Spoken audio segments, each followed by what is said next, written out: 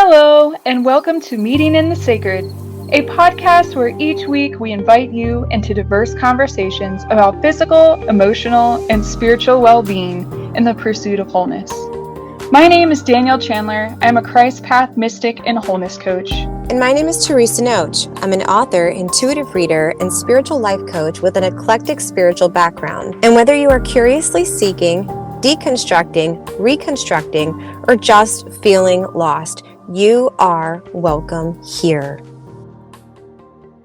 Season 3, episode 1. It is so crazy. Danielle, how are you? I'm doing good. Just, going with the flow of life. Going with the ebbs and flows, I guess, really. The ups and downs of being a mom and being married.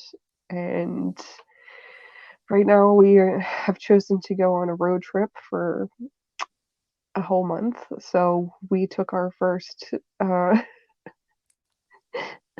very long journey with a baby and a puppy from New Mexico to Maryland. And it took us 5 days, 8-hour days, and yeah, learned a lot. Everything has slowed down. I don't know. I hope you brought a virtual therapist with you too.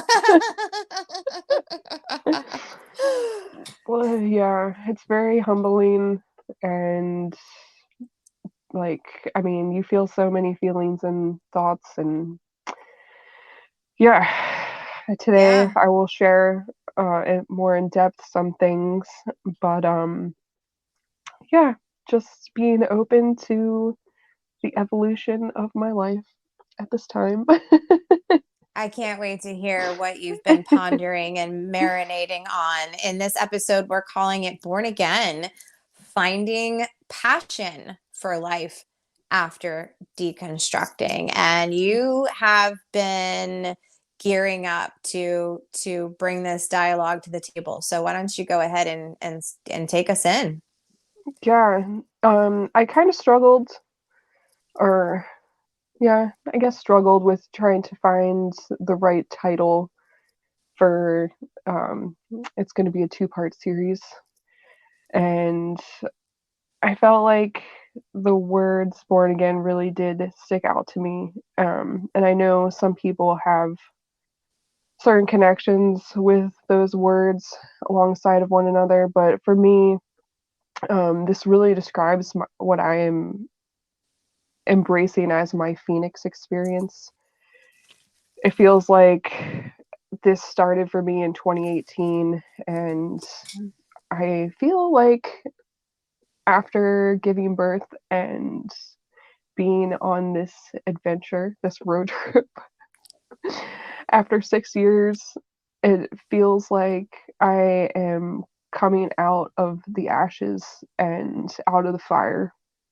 It's taken 6 years, but I feel like these events really, really did unlock and unleash some things for me. Yeah, it's Astrologically speaking, I will insert this. It actually started in 2017, and we did just complete a cycle that started at the end of 2017. A big transformative cycle. Yeah. So if we were to look into your chart and specifically see um, where some of those powerful transits were happening in your life, then it would probably make a lot of really awesome sense as we consider the as above so below and the stories in the stars. That's cool. Yeah I I like that you said stories in the stars. I actually had gotten a tattoo. It was in 2018 about the death of my marriage, my first marriage, and feeling like new life would be coming out of that death, and kind of having again this Phoenix life like experience. And the tattoo artist that I had, it was in Vancouver, BC, and I had met her before I got the tattoo, and she used to do these really cool, it's not henna, it's a blue substance. I can't remember what it's called, but it's kind of like henna. She would do these tattoos, and I ended up bumping into her one day at a friend's house, and she was doing these like tattoos for people. And so I sat down with her, and it was like she met me in the spirit realm, and like just like was speaking so deep to my spirit and my soul, as though she knew me without knowing me. And she had asked me what I wanted to get tattooed on myself. And I said, just, feel it out, go with the flow, whatever. And this was right in the beginning of the when my first husband left me. And so she started to draw with this ink. And as she was drawing, she started to speak about what she was drawing and why. And so she started to draw seaweed. And she was like, seaweed, it helps the life that is under the sea move.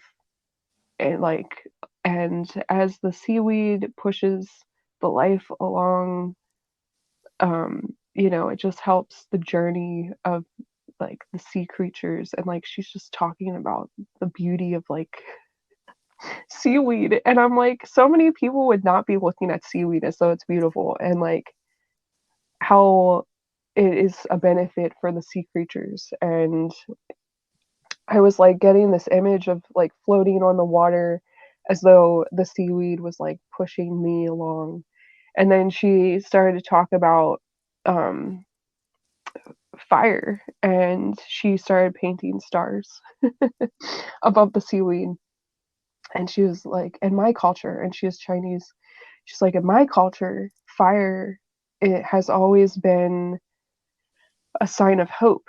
And she was like, the stars for people would look up, and they would, for instance, maybe the Underground Railroad, be like drawn to the sky, that it would guide them to freedom, the slaves, for people that trust the stars, that, for messages and revelation, they look up to the sky. And then she started to say, in my culture, um, when there's fishermen out at sea, they'll light a lantern to let the people on the seashore know that there's fish. And so it provides this hope for the other fishermen to come out and join them on the water. And like, Wow. I'm literally blown away by what this person is saying to me, because stars have like the image of stars have always been a part of who I feel I am. Like, I've loved the stars, and I used to get like glow in the dark stars and put them on my ceiling and in my car. And um I love the ocean. Like, the ocean is where I have felt my spirit has lived. And so she just really met me in this space. And anyway, when I went to go get a tattoo, I think it was a year later or 2 years later, I was like, I really want that girl to give me a tattoo. And I didn't know if she actually gave tattoos. And I looked her up, and she did. And so she gave me this beautiful tattoo on my arm, and we ended up really connecting. And she had somewhat of a similar story as me with our first marriages. And it was like this bonding experience and almost breath of fresh air. And she did freehand tattoos. And right in the middle of my tattoo is a flower that's called the cosmos. And I'm like, That's there's my incredible. stars, my stars are in this flower. It's like, how, like, my heart just felt so connected to her on in such a deep way, that she knew me without knowing me. And anyway, That's so this beautiful. tattoo is a part of my Phoenix experience. So thanks for bringing up the stars. You can always count on me to bring up stars. Yeah. But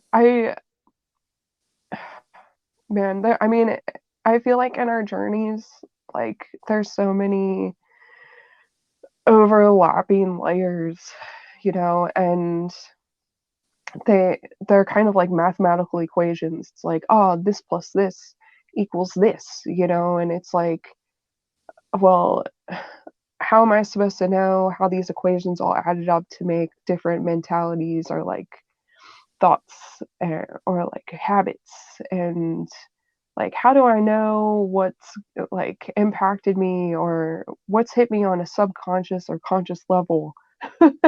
And, I feel In like, astrology, they call it cycles within cycles.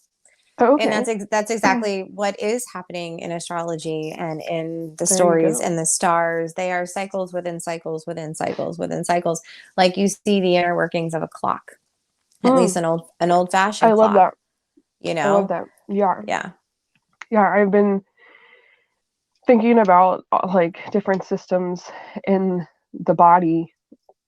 I can't remember. I looked it up the other day and I can't remember. I think there's like 9 or something.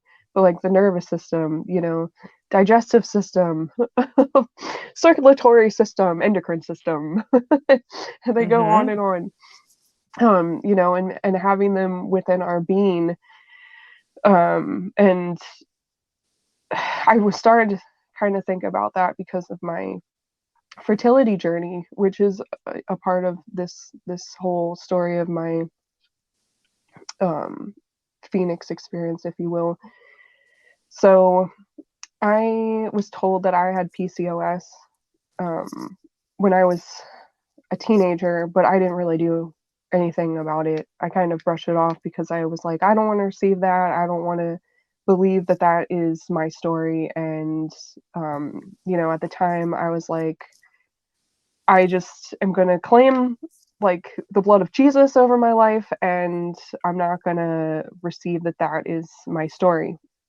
Well, when I went to try to have children, I guess it was probably almost 20 years later, the reality of where I was that I had 2 miscarriages, and the doctors were telling me that I did have PCOS. And so I was like, you know what? Like, I can choose to not let this, um, in a way, rule my life or my thinking. But I think I do need to embrace the fact that this is a reality that my body is going through. And looking at my life and how different circumstances impacted me at a young age, I could see how that did manifest within my body. And so I had decided that I was going to do IVF, and that journey was really challenging for me at first because I am more of a natural person. And I didn't want to be putting a bunch of medicines in my body, um, you know, especially with needles. I didn't really like needles. I didn't want to be pumping myself with all of this stuff. But I had decided before going through with it that I was going to change my eating habits. And that was like really emotionally excruciating. I don't know if you ever, or we talked a little bit about like eating and stuff with health, but um have you ever had to change your eating habits for Uh, your health? I've always liked the taste of cardboard. So I have other struggles in my life. That particular one, I have to really dig deep for compassion because I tend to like the taste of dirt and cardboard. So There you So go. I can do the healthy eating thing pretty well. But the coffee part, the caffeine part, yeah, I've tried to change that, not necessarily because I had to, but I mean, I can relate on that. But so here you are, right? You're having to make like a drastic change to just what you're used to when it comes to eating. And I know that's very hard. I know that's very hard for most people. Yeah, I had no idea. Like, I mean, so being told that I had PCOS and then trying to do research on how to take care of myself with, um, you know, eating habits. I couldn't eat dairy, sugar, or gluten. And I thought uh, not having dairy and cheese was going to be really challenging, but it actually wasn't as bad as I thought it would be. But then I was told that I had to do autoimmune protocol, which you can't have any nightshades, no eggs, no nuts, no seeds. Like nightshades can include tomatoes, eggplant, a lot of things, a lot of vegetables with seeds inside of them. So like I couldn't have Mexican food, I couldn't have Indian food. Like there's a ton of spices I couldn't have, and it literally just narrowed all of my meals down. And so I discovered that I was very connected to food. I mean, I love food. I knew I loved food before. On my Facebook page, it says I love food. That's like, you know, who I am. I love food. But this was like this massive thing for me, and I wanted to take it head on though because I wanted to really heal my body with food. Food is medicine, and I was told I had a bunch of inflammation in my body and my gut was leaking. And so I was like, okay, I'm just going to do this. And I I did the best that I possibly could. I ended up getting pregnant again and I had a miscarriage. So at that point, after having the second miscarriage, I had decided I was still going to um, choose to take care of my body by eating with those protocols because I wanted to heal my body, but I also was like, okay, I'm going to do IVF because I'm about to be 40 and I want to have like the best chances at getting pregnant and being a mom. And my husband and I want to have 4 kids. Mhm. And so I'm like, this seems like the best way. So this I feel like was another part of like humbling myself. I mean, I think everybody, God, I think like in Christianity, people say like die to self. I don't really like that term because I think that I think there's a better way of saying, I was absolutely hearing just releasing attachments. yeah, and like I gotta say, I'm not really sure like to what degree like we're supposed to be comfortable in life, comfortable. Like, I mean, by that, I mean, like, I think that we can become so comfortable, it can become our own hill sometimes, obviously it's all about perspective and like how that shows up and when it shows up in our lives. But for myself, I've really liked to challenge myself when I'm not good at something. I don't walk away from it usually. I'm like, okay, how can I actually do this? How can I get good at this thing? Where I think a You lot of know, people are like, I'm not going to do this. if I can, I just want to speak. I want to speak to that. The Yeah. comfort because there's a spectrum of comfort, and we have modern society comforts.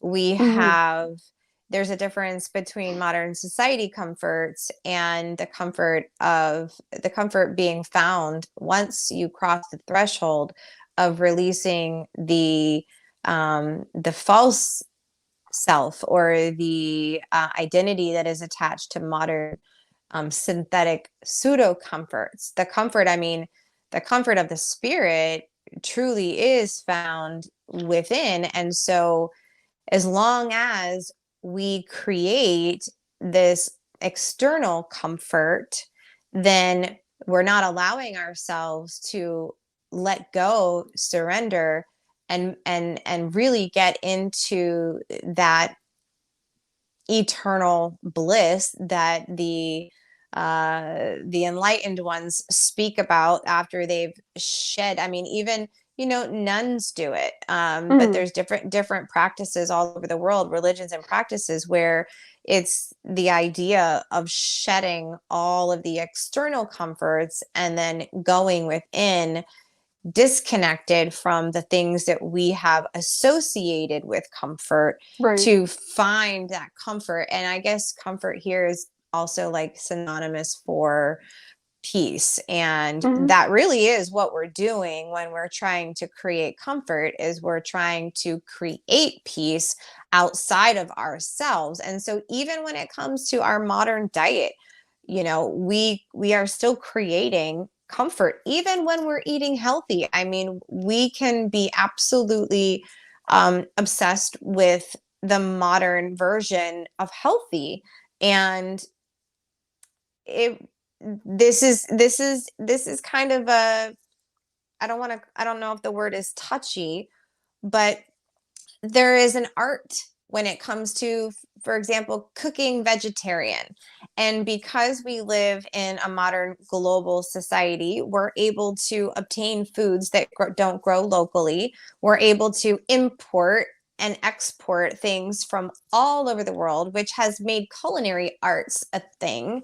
And so I tend to get excited about culinary arts. I like to watch the cooking shows. I like to watch the baking shows. And I imagine that if I had more downtime, I would enjoy the kitchen chemistry of working with all different types of things. I have in the past spent time cultivating different vegetarian and vegan recipes to mimic, okay, like a cookie, but with clean ingredients. But here we are, we're still trying to create the cookie is the goal. And but we want to do it clean, and we want to do it as vegetarians. And so essentially we're still creating our comforts. And I don't think there's anything wrong with that, just like there isn't anything wrong with choosing a life that doesn't have that.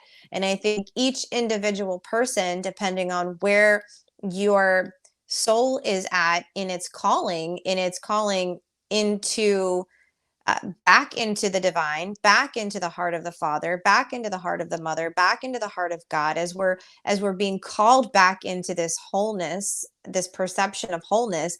Every single one of us is coming with a different magnitude of normal comforts or normalcy. And so each one of us are going to, when we say yes to the process of evolution towards this wholeness, we're all going to go through a different process because we're all attached to different things. And so also, depending on the level of which your soul desires to learn that surrender, I think that many people may never truly desire to seek out that liberation from the physical comforts, and may be completely blocked off from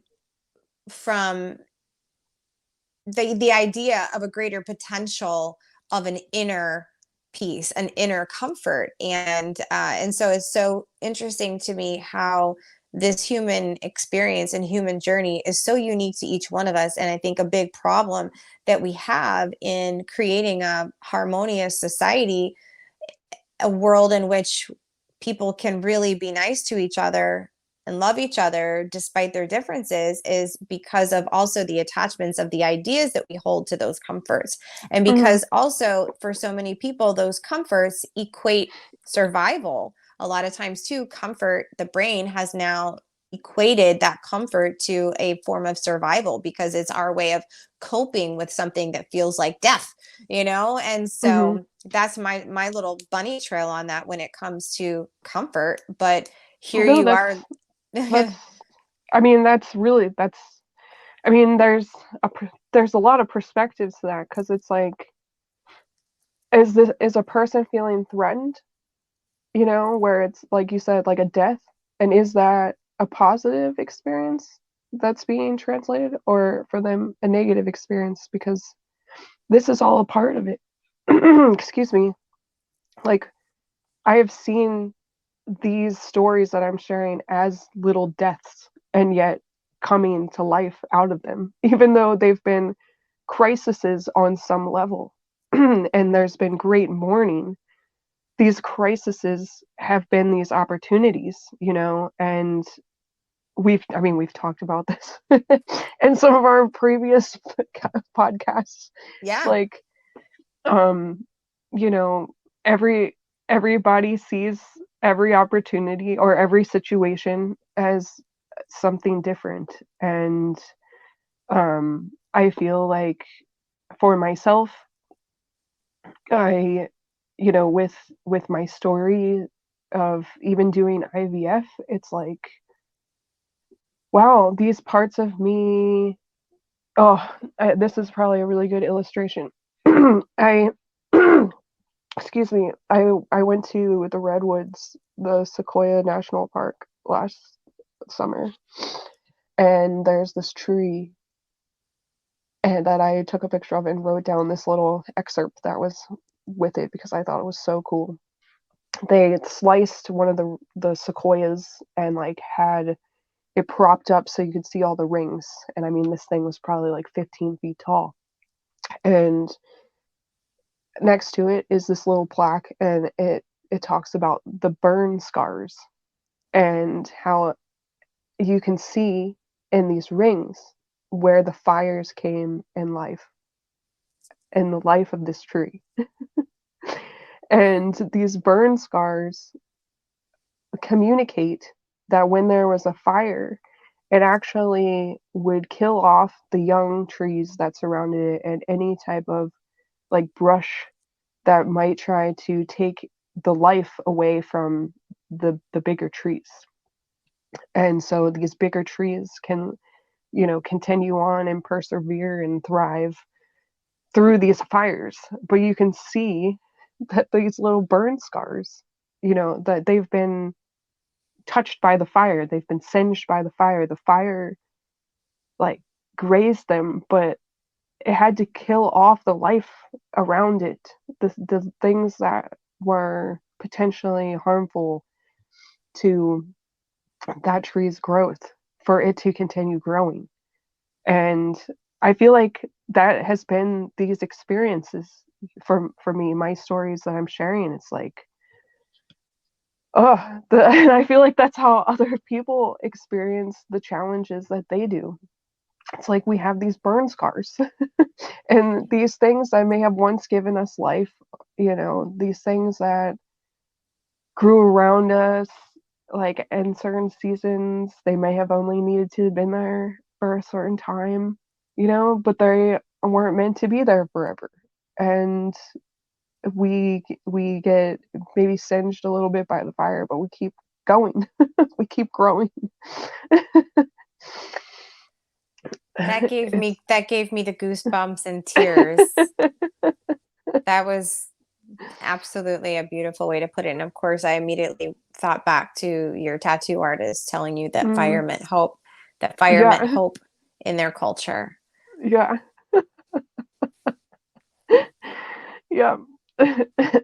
Excuse me. I as I've gone through all of this, like learning about life, from my own burn scars, if you will, my own personal challenges, and then learning about like how a baby is actually formed and made. Like, I started to really dive into all the IVF stuff and hormones, and um, really wanting to learn about the process of the endocrine system, because PCOS impacts the endocrine system. Anyway, so every step along this path of doing IVF, I mean, IVF is like very expensive. I think every state is different, every country is different. In New Mexico, it's like $30,000. I mean, it's a very expensive process, but the doctor will let you know every step of the way this could fail. So, like, you could go get your egg retrieval and you could maybe get some eggs taken out, but it doesn't mean that when the sperm are put inside the eggs that you will get any embryos that are going to last. You could get embryos that are healthy, but then when they are put inside of you, it doesn't mean that you can have a miscarriage. And, you know, there's these elements, these realities that I kept having to hear. And it was so challenging on so many levels because I feel like I've in my adult life um typically have embraced hope and positivity and optimism. But when I started my deconstruction, when my before my first husband left me, I felt like I felt like I almost ate. This is the illustration I share. Is like I felt like I ate from the tree of knowledge, or like the tree of good or and evil, or whichever one would like open my eyes to like seeing things I had never seen before, and it was really shocking to me. And you know, I think it really impacted my analytical states as well as on a physical level my nervous system, because I started to sit with these realities and these concerns and fears, of like, oh my gosh, like I'm supposed to be calm, cool, and collective because I need my body to like be relaxed so that I could get pregnant. But then I'm sitting with these, like someone has had this reality happen to them, you know. I even had, and this is like, I know you and I talked a little bit about this in our own private conversations, but I have known two people that actually were pregnant and they did full term and they had stillbirths, and holding that truth and tension as I moved along in my own pregnancy was also really challenging for me. And so I found myself sitting in all these tensions, like, and I know you and I talked a little bit, but what this all kind of opened up for me was sitting with this idea that as humans and being human, we do really hard things. Like, life is hard, and I don't say that lightly. I actually don't like, I haven't liked using the word hard in my vocabulary because growing up, I always had this attitude connected to the word hard. Like, it's just so hard, and like just writing things off in a way because I had this negative attitude connected to the word hard. But Jordan Peterson um, talks about how, like, doing hard things, life is hard. And I used to hate hearing my friends quote that because I'm like, something about that just is not sitting right with me.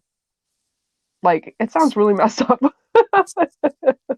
Can I just say, not to take you off track, but Yeah. it's so funny because I hear and see everything in terms of the stars and Saturn. I've got to look at your chart now because Saturn's all up in the mix. Saturn is, when it comes to the planets, Saturn is the planet of reality checks.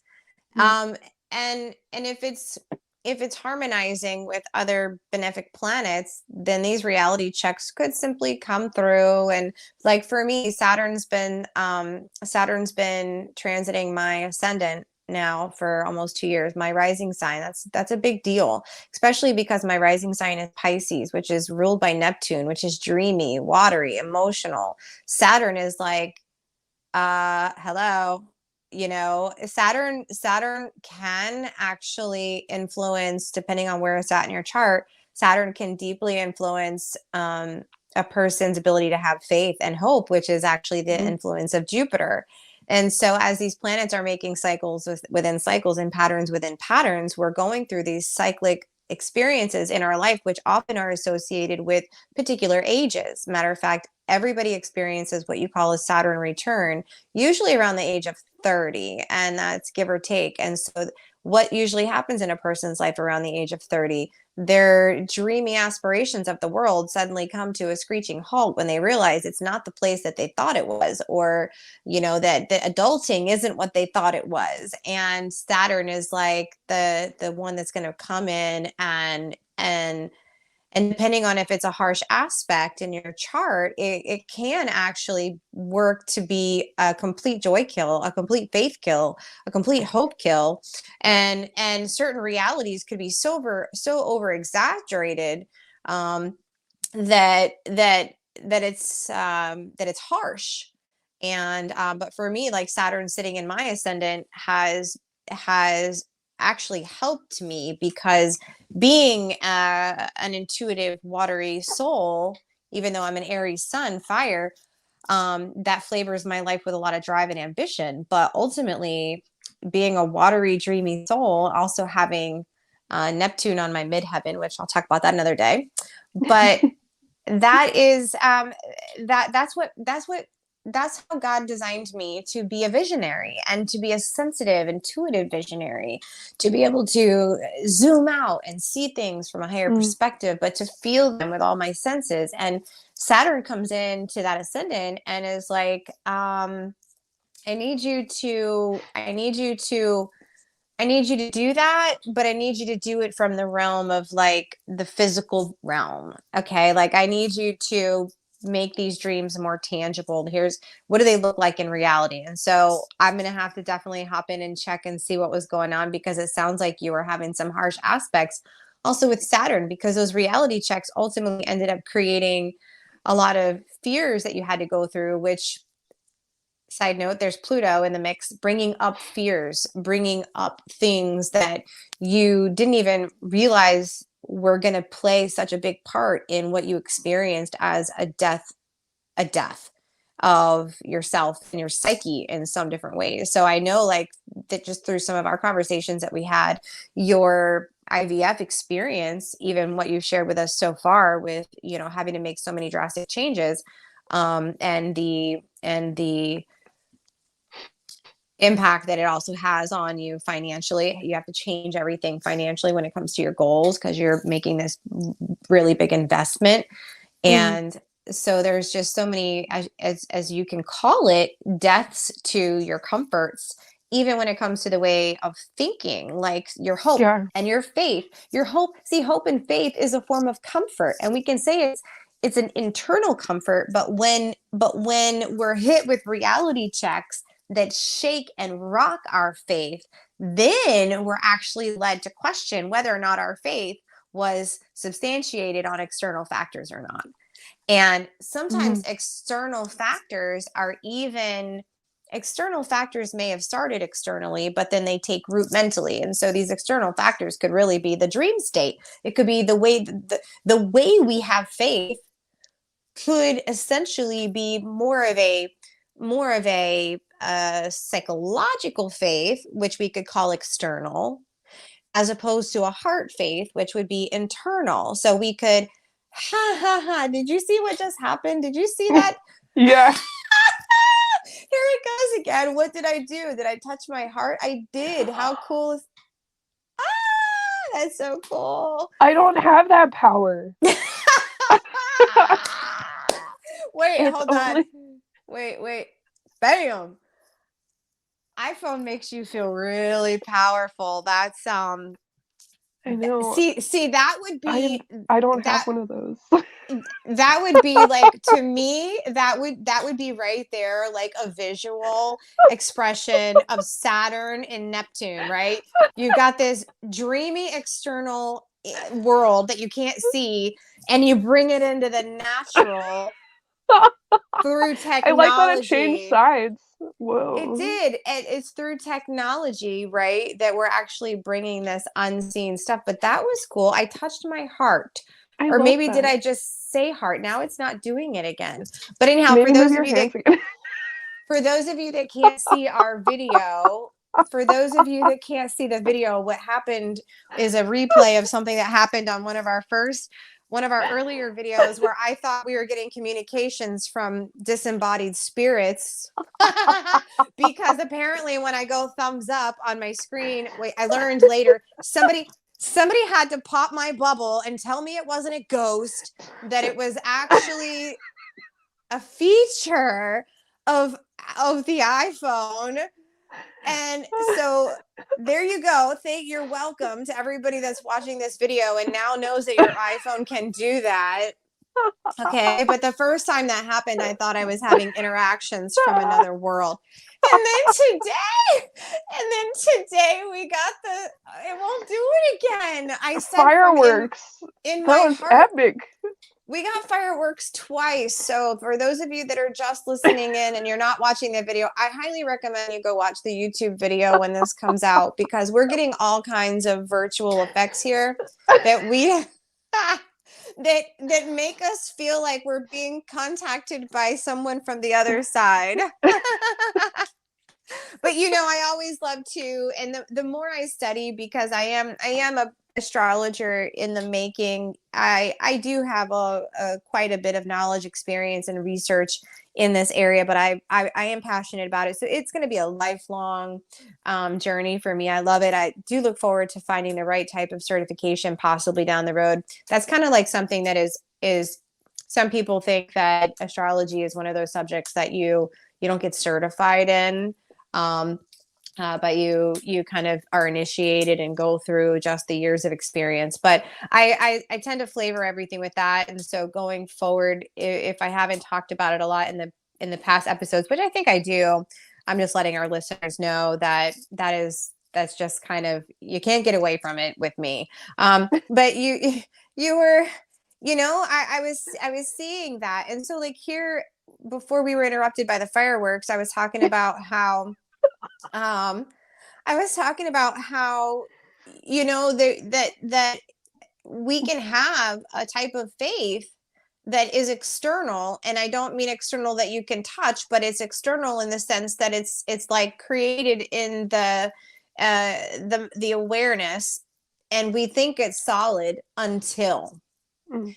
until we go through these experiences like what you're talking about that challenge that faith. And then if we allow it, if we, like Jesus said, take up our cross, I just happen to see that as very synonymous for the experience, because it's like a willingness to dive into that, because you can resist the process. It's not going to go very well for anybody. Resisting the process turns into disease. Resisting the process turns into relational dysfunction, financial dysfunction, and sometimes death.